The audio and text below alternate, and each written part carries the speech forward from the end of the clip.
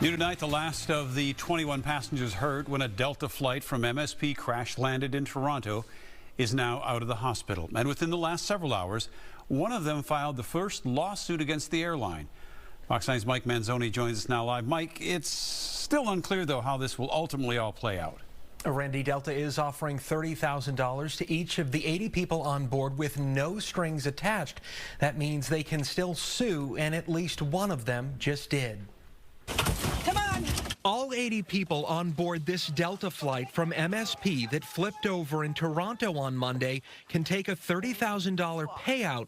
The airline says it's a no-strings-attached offer. I have concerns with how quickly this offer came about. Trial attorney Antonio Romanucci does not represent any of the passengers, but has spoken with some of them.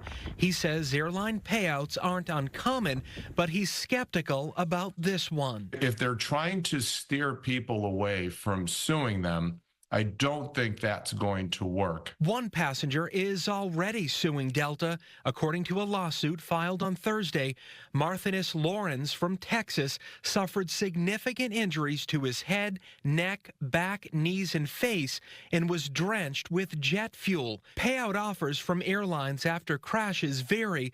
We found court documents showing Delta paid a woman $125,000 after her flight crashed in New York in 2015. Major accident like this hasn't really occurred in the U.S. I mean, other than the one in D.C.